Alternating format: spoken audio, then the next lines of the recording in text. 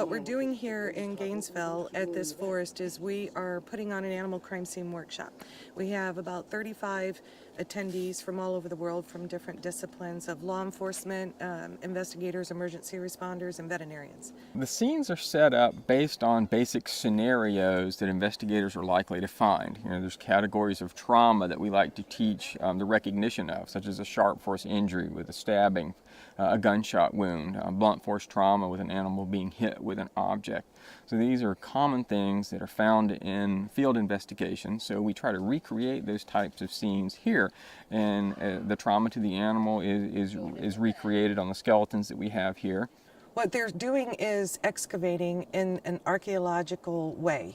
So using the principles of archaeology, they're using the same tools in the same methods that we would do when we're excavating on the human side.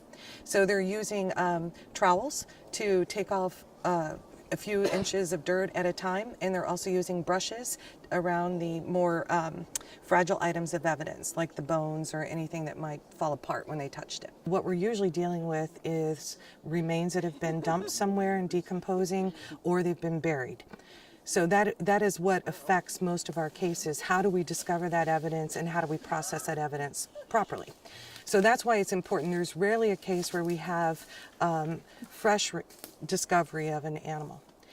And it becomes very frustrating. This happens a lot with our blood sports cases, with dog fighting, cockfighting, puppy mills, and hoarders. And you can use, some people have used cardboard. It depends on how big it is. You got a big dog, that's why I was talking about using tarps or flexible plastic. This is first for me. We have a certification back in Massachusetts that we do where it's 10 weeks and we go through cruelty investigations, but we never learn about removing a body that's been buried.